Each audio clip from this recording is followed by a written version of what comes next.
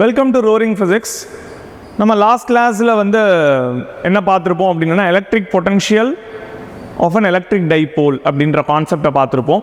So it is easy and simple derivation, but it's quite lengthy. But ஈஸியாக practice பண்ணோம்னா நம்ம என்ன பண்ணலாம், அந்த டெரிவேஷனை ஈஸியாக சால்வ் பண்ணலாம். சரியா?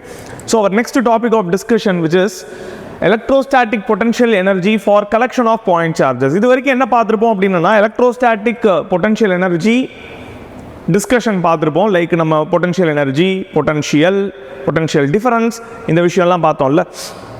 ஸோ இப்போ அதே என்ன பண்ண போகிறோம் அப்படின்னா ஃபார் அ சிஸ்டம் ஆஃப் சார்ஜஸ்னால் மோர் தேன் ஒன் சார்ஜஸ். அப்போ அந்த மோர் தேன் ஒன் சார்ஜஸ் இருக்கும்போது what are all the things அப்படின்றத தான் இங்கே டிஸ்கஸ் பண்ண போகிறோம். ஆல்ரெடி இன் ப்ரீஃப் நம்ம அங்கே என்ன டிஸ்கஸ் பண்ணுவோமோ அதே விஷயத்தை வச்சுட்டு தான் இங்கே சால்வ் பண்ண போகிறோமே தவிர nothing new I am going to discuss today. சரியா? ஆல்ரெடி பார்த்த விஷயத்தையே ஒரு ரீகேப், அதுலேருந்து வாட் இஸ் அவர் அப்சர்வேஷன் அப்படின்றதான் பார்க்க போகிறோம். Electrostatic potential difference, electrostatic potential and potential energy. இந்த வீடியோ யாராவது பார்க்கலன்னா அதை பார்த்துன்னு வந்துருங்க, நான் டிஸ்கிரிப்ஷனில் தரேன். ஓகே? ஸோ ஓகே, நம்ம இப்போ இங்கே ஸ்டார்ட் பண்ணலாம். சரியா? ரொம்ப சிம்பிள். நான் ரெண்டு சார்ஜ் எடுத்துக்கிறேன். Q1 அப்படின்னு ஒரு சார்ஜ் எடுத்துக்கிறேன், Q2 அப்படின்னு ஒரு சார்ஜ் எடுத்துக்கிறேன். சரியா? இப்போ இந்த ரெண்டு சார்ஜஸையும் நான் என்ன பண்ண போகிறேன் அப்படின்னா I am going to place some position. இந்த பொசிஷனை நான் என்ன பண்ணுறேன், A அப்படின்னு மார்க் பண்ணிக்கிறேன். இந்த பொசிஷனை நான் Bன்னு மார்க் பண்ணிக்கிறேன்.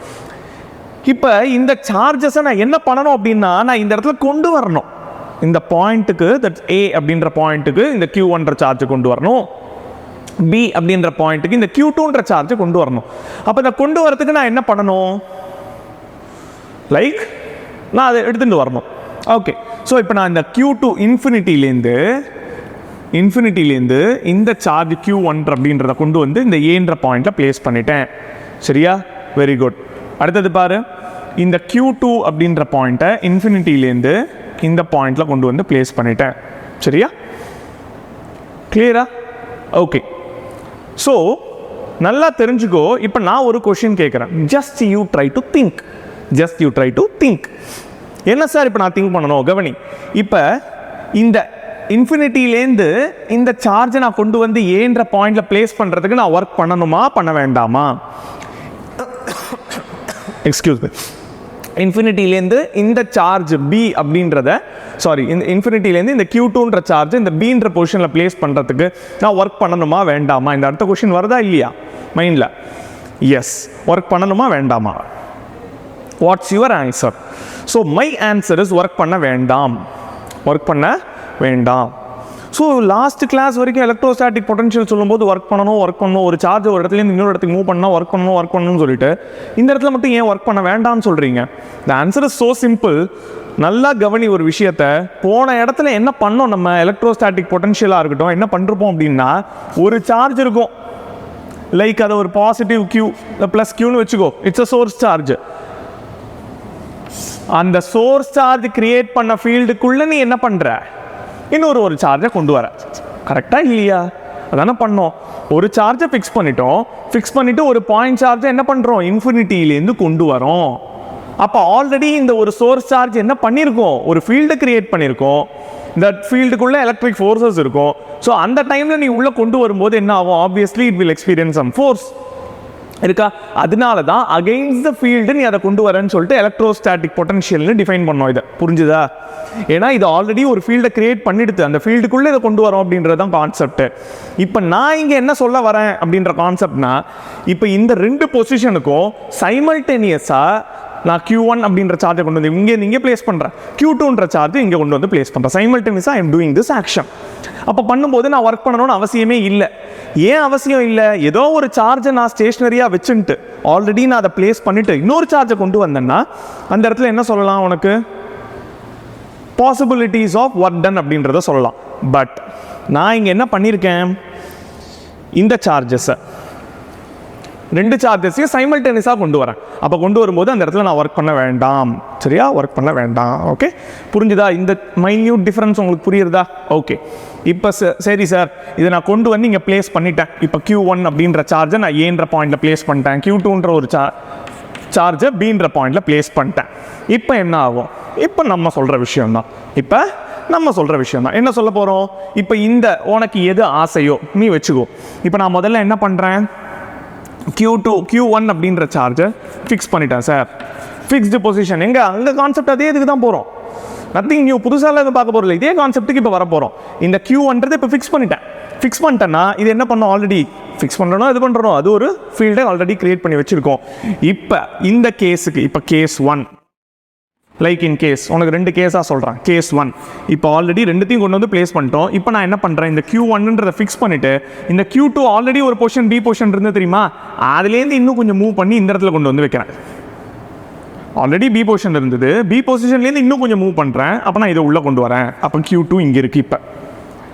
இப்போ கவனி, இந்த பி பொசிஷன்லேருந்து இந்த desired position, any position P, Q, R என்ன வேணால் வச்சுக்கோ, இந்த பொசிஷன்லேருந்து இந்த பொசிஷன் வரத்துக்கு, சாரி Qன்னா கன்ஃபியூஸ் பண்ணிட்டுருவேன், லைக் Pன்னு வச்சுக்கோ. ஸோ இங்கேருந்து இங்கே வரத்துக்கு ஒர்க் பண்ணணுமா வேண்டாமா? Obviously you should two work. ஏன் நீ இப்போ ஒர்க் பண்ணணும்? பிகாஸ் இது ஆல்ரெடி ஒரு ஃபீல்டை கிரியேட் பண்ணியாச்சு. இந்த சோர்ஸ் சார்ஜை நீங்கள் ஃபிக்ஸ் பண்ணிட்ட, இந்த சோர்ஸ் சார்ஜ் கிரியேட் பண்ண ஃபீல்டுக்குள்ளே தான் நீ என்ன கொண்டு வர போகிற, இந்த சார்ஜை கொண்டு வர போகிற. So you should two work. அதை தான் நம்ம எலக்ட்ரோஸ்டாட்டிக் பொட்டன்ஷியல்னு சொல்கிறோம். கண்டிப்பாக நீ ஒர்க் பண்ணணும். இப்போ புரிஞ்சுதா, கிளியரா? அப்போ Q1 அப்படின்றது ஃபிக்ஸ்டு, Q2ன்றதை உள்ளே கொண்டு வர, obviously you should do some work. So அந்த ஒர்க்கை நம்ம எப்படி டிஃபைன் பண்ணியிருந்தோம், W = V × Q. ஞாபகம் வருதா வரலையா? இது ஞாபகம் வருதா? இதெல்லாம் நம்ம அந்த லாஸ்ட் லெக்சரில் ஒரு 2-3 லெக்சருக்கு முன்னாடி electrostatic potential difference and then வந்து பொட்டன்ஷியல் எனர்ஜி அதை டிஸ்கஸ் பண்ணும்போது இதை டிஸ்கஸ் பண்ணியிருப்போம். அந்த கிளாஸில் தான் சொல்லியிருப்பேன், work and potential energy both are same அப்படின்னு சொல்லியிருப்பேன். ஸோ அந்த வீடியோஸ் மட்டும் கொஞ்சம் பார்த்துட்டு வாங்க, it would be more simple. Right, W = V × Q. அதை டிஸ்கிரிப்ஷனில் தரேன், கவனிச்சியா? இது ஓகேவா, கிளியரா? இப்போ என்ன பண்ணணும் பாரு. அப்போ W = முன்னாடி ஒரு சார்ஜ் தான் இருந்தது, பிரச்சனை இல்லை. இப்போ எனக்கு 2 சார்ஜ் இருக்குது. அப்போ இது என்ன சார்ஜ் எடுக்கும், இங்கே Q1 போடணுமா Q2 போடணுமா? அதே மாதிரி Q1 corresponds to one potential V1, Q2 corresponds to another potential V2. அப்போ இங்கே V1 போடணுமா V2 போடணுமா? இப்போ இந்த டவுட் வருதா? இதுதான் சிஸ்டம் ஆஃப் பாயிண்ட் சார்ஜ். சரியா? இப்போ இதுக்கு மட்டும்தான் இப்போ நான் ஆன்சர் சொல்ல போகிறேன். இப்போ கவனி, யார் ஃபீல்டை கிரியேட் பண்ணுறா இங்கே? கவனி. எஸ், திஸ் இஸ் ரொம்ப முக்கியமான விஷயம். இதுதான், யார் இங்கே ஃபீல்டை கிரியேட் பண்ணுறா? Q1 is creating the field. Q1 is creating the field. Already field இருக்குன்னா it has some potential. அப்போ இது எதை வந்து நீ ஃபிக்ஸ்டாக வச்சுருக்கியோ அதை தான் நீ பொட்டன்ஷியலுக்கு கொடுக்கணும். அப்போ நீ எதை ஃபிக்ஸ்டாக வச்சுருக்க? Q1 is fixed. அப்போ Q1 கிரியேட் பண்ண எலக்ட்ரிக் ஃபீல்டுக்குள்ளே தான் எது வரப்போகிறது? Q2 வரப்போகிறது. ஸோ Q1 கிரியேட் பண்ண ஃபீல்டு. அப்போ Q1 that corresponds to what potential? Electrostatic potential 1. Okay, like என்ன டினோஷன் கொடுக்குறோமோ 1 அப்படின்னு கொடுத்துருக்கேன். So that is V1, electrostatic potential V1. சரியா? இப்போ Q இருக்கு. Q என்ன? நீ என்ன சார்ஜை உள்ளே கொண்டு வரையோ அதுதான். அப்போ எதை கொண்டு வர உள்ள? Q2 கொண்டு வர. So Q2. So W = V1 Q2. புரிஞ்சுதா புரியலையா? புரிஞ்சுதா, கிளியரா? அடுத்தது இதை விட சிம்பிள். ஆல்ரெடி Vக்கு நம்ம என்ன கண்டுபிடிச்சிருக்கோம், நம்ம லைக் நான் இங்கே எழுதுறேன் பாரு. V என்ன கண்டுபிடிச்சிருப்போம் நம்ம? 1/4π. இது லாஸ்ட் கிளாஸில் electrostatic potential due to point சார்ஜில் பார்த்துருப்போம். we know that 1/4π ε0 Q / R அப்படின்னு பார்த்துருப்போம். ஸோ இங்கே சார்ஜ் 1ன்றதுனால this corresponds to Q1. So line of action, so இது Rன்னு எடுத்துக்கோ, இதோட டிஸ்டன்ஸ் Rன்னு எடுத்துக்கோ. ஸோ 1 to 2 போகிறது. ஸோ R12 எடுத்துக்கலாம். இது எல்லாமே நம்ம முன்னாடி கிளாஸ்லேயே டிஸ்கஸ் பண்ணிட்டோம், அதனால பெரிய விஷயம் இல்லை. சரியா? அதனால இங்கே நான் டேரெக்டாக போட்டுறேன். சரியா? லைன் ஆஃப் ஆக்ஷன் 1 to 2, அதனால R12. This corresponds to Q1. So Q1 அவ்வளோதான். இப்போ சப்ஸ்டியூட் பண்ணு. அப்போ W = 1/4π ε0 into Q1 Q2 / R12. That's it sir. Over sir. So இங்கே என்ன கண்டுபிடிச்சிருக்கோம்? ஒர்க்குன்னு கண்டுபிடிச்சிருக்கோம். ஆல்ரெடி உனக்கு என்ன தெரியும்? Work and potential energy both are same அப்படின்னு தெரியும். Work and potential energy or same. அப்போ என்ன பண்ணு? Substitute this W/U. யூன்னு சப்ஸ்டியூட் பண்ணு. அப்போ 1/4π ε0 into Q1 Q2 / R12. That's it sir. Over sir. முடிஞ்சு போயிடுத்து. சரி, அடுத்த டவுட்டு கேட்கலாம். இப்போ நீங்கள் Q1 ஃபிக்ஸாக வச்சுட்டு Q2 உள்ளே கொண்டு வந்தால் தான் இதெல்லாம் பண்ண முடியுமா? எனக்கு அப்படி ஆசை கிடையாது. Q2 ஃபிக்ஸ் பண்ணிக்கோங்க, Q1 உள்ளே கொண்டு வாங்க. Yes, we can do this. இப்போ நான் என்ன பண்ண போகிறேன்? Q2 ஃபிக்ஸ் பண்ணிடுறேன். எந்த பொசிஷனில் ஃபிக்ஸ் பண்ணிடுறேன்? பீன்ற ஒரு பொசிஷன்லேருந்து ஃபிக்ஸ் பண்ணிடுறேன். இந்த பொசிஷன் என்னது? ஏ பொசிஷன். ஏ பொசிஷனில் ஆல்ரெடி Q1 இருக்குது, அதை இப்படி உள்ளே கொண்டு போகிறேன். அப்போ இந்த பொசிஷனுக்கு கொண்டு வந்துட்டேன், லைக் Pன்னு வச்சுக்கோ. இந்த பொசிஷனுக்கு Q1 கொண்டு வந்துட்டேன். அப்போ நான் என்ன பண்ணுறேன் நான் இந்த இடத்துல Q2 கிரியேட் பண்ணுற ஃபீல்டில் Q2ன்ற ஒரு சோர்ஸ் சார்ஜ் கிரியேட் பண்ணுற எலக்ட்ரிக் ஃபீல்டுக்குள்ள இந்த Q1ன்ற சோர்ஸ் Q1ன்ற ஒரு point charge or test charge உள்ள வரப்போகிறது. அது வந்துட்டுனா என்ன பண்ணணும்? It should experience some force. கரெக்டா? That is an illegal entry தானே. ஓகே, அந்த ஃபீல்டுக்குள்ளே நம்ம உள்ள வந்துட்டோம்னா we should experience some force. Force experience பண்ணால் நம்மளால எங்கேயும் போக முடியாது. சரியா? So it will experience some force. கிளியரா? சரி, அது எப்படி சார் நம்ம சொல்கிறது? அப்போ அதே நோட்டேஷன் தான். W is equal to V times Q. இப்போ நீ ட்ரை பண்ணு. W is equal to V that corresponds to என்ன சொல்லி கொடுத்தேன்? The charge which creates that field, or else எப்படி சொல்லலாம்? It's a fixed charge. எந்த fixed chargeோ அதோட நோட்டேஷன் தான் V, fixed charge.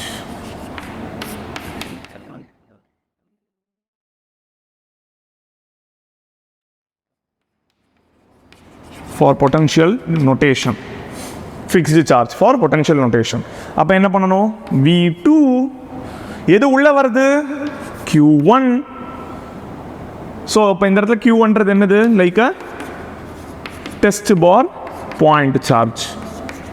பிடின்னு நான் போட்டது பாயிண்ட் அப்படின்னு போட்டிருக்கேன் அதுக்காக. சரியா? கிளியரா? இப்போ சொல்லு. So W can be replaced by U because ரெண்டும் சேம் தானே, அதை முன்னாடியே சொல்லிட்டோமே. ஓகே, அப்போ என்ன பண்ணலாம்? V2 இருக்குது. ஸோ இங்கே V ஆல்ரெடி எழுதியிருக்கேன். இது இடத்துல Q1க்கு பதிலாக மட்டும் என்ன போட்டுக்கணும்? Q2ன்னு போட்டுக்கணும். அப்போ 1/4π epsilon naught into Q2 divided by R12 into Q1. ரெண்டும் பார் சேம் தானே. 3 into 4 என்ன? 4 into 3ன்னு சொன்னால் என்ன? அந்த மாதிரி தான். சார்ஜ் Q2 into Q1 என்ன? Q1 into Q2 ரெண்டு வேல்யூவும் சேம் தான். மல்டிப்ளிகேஷன் தானே, என்ன பிரச்சனை? It is same. ரெண்டு வேல்யூவும் சேமா? ஸோ அப்போ எந்த ப்ராப்ளமே கிடையாது. Either you can bring Q1 inside by fixing Q2, or you can bring Q2 inside by fixing Q1. இந்த மாதிரி நடக்கும்போது கண்டிப்பாக நீ ஒர்க் பண்ணணும். அந்த ஒர்க்கோட how much you should do that work, அதை தான் இங்கே நான் டிஃபைன் பண்ணியிருக்கேன். எவ்வளோ ஒர்க் பண்ணணும் சார் நீங்கள்? இவ்வளோ ஒர்க் பண்ணணும். புரிஞ்சுதா? By determining all the values Q1 Q2 எல்லாம் வேல்யூ இருக்கும், அதெல்லாம் நீ சப்ஸ்டியூட் பண்ணு. R வேல்யூ சப்ஸ்டியூட் பண்ணு. 1/4π epsilon naught ஆல்ரெடி தெரியும், 9 into 10 power 9 தெரியும். சப்ஸ்டியூட் பண்ணி கால்குலேட் பண்ணு. You will get the result. That much work you have to do. அவ்வளோதான். புரிஞ்சுதா? That much joules of work you should do. கிளியரா? Any doubts up to this? அவ்வளோதான் sir, over. இப்போ like இன்னும் கொஞ்சம் ஈஸியாக புரிஞ்சுக்கணும் அப்படின்னா, லைக் இந்த சிஸ்டம் ஆஃப் சார்ஜஸ் இந்த மாதிரி தான் போட்டு எக்ஸ்பிளைன் பண்ணுவோம். ஸோ இப்படி போட்டு எக்ஸ்பிளைன் பண்ணும்போது எப்படி வரும் நம்மளுக்கு? லைக் இது வந்து Q1, இது வந்து Q2, இது வந்து Q3ன்னு எடுத்துக்கோ. ஸோ இங்கே நான் டிஸ்டன்ஸஸ் மார்க் பண்ணணும். டிஸ்டன்ஸ் என்ன? இங்கே R12, R13, R23.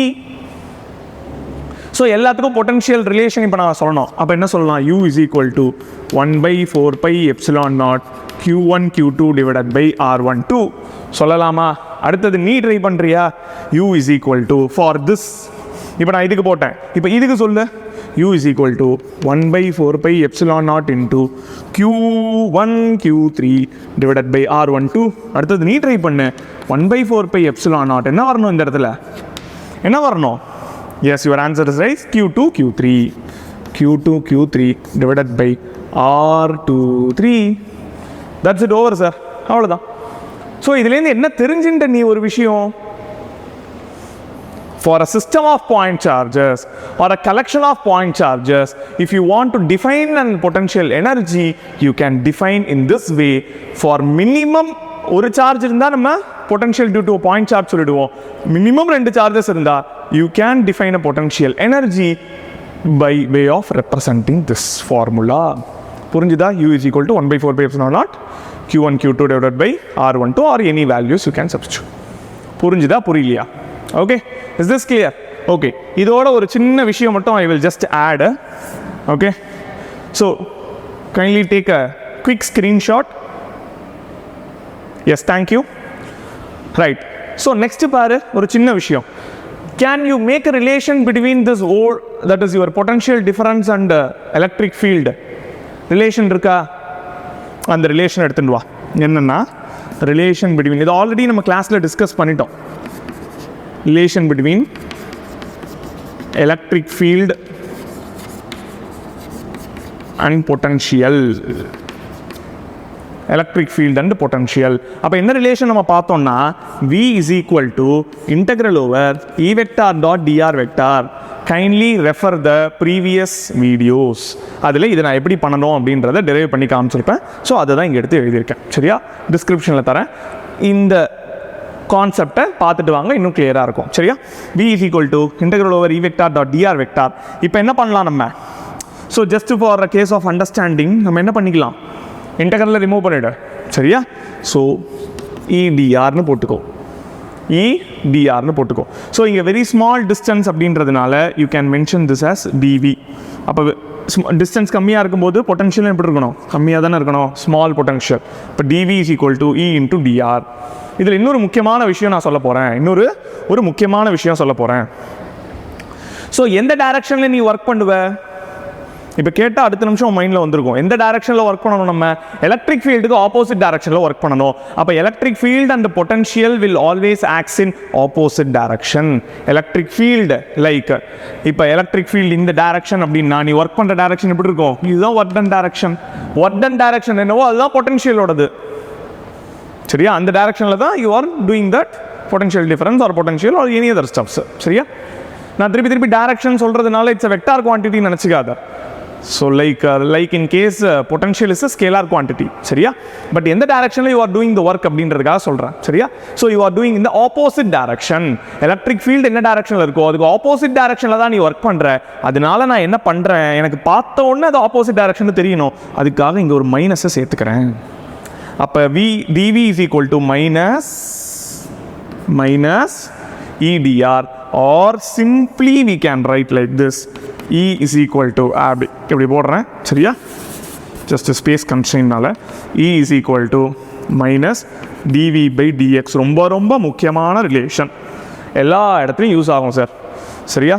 இனிமேல் நான் பின்னாடி போக அடுத்தடுத்த டாபிக்ஸ் போக நான் டேரெக்டாக இந்த ரிலேஷன் எடுத்து யூஸ் பண்ணுற மாதிரி இருக்கும். ஏன்னா அவ்வளோ முக்கியமான ரிலேஷன். எப்படி வந்து எலக்ட்ரிக் ஃபீல்டுக்கு நீ வந்து F/Q அப்படின்னு இப்போ கேட்டால் உனக்கு மனசில் வருதோ, சரியா, அந்த மாதிரி இது ரொம்ப முக்கியமான relation. Where the relation between electric field and potential E is equal to minus dV by dx அப்படின்றது. சரியா? So that's it. Kindly make a quick screenshot. Maybe இதை கொடுத்துருக்கேன். Okay, right. Thank you. Hope you understand the things நினைக்கிறேன். சரியா? Right. So if you like the content, please like, share and subscribe to Roaring Physics, Physicsungalvazhiyil.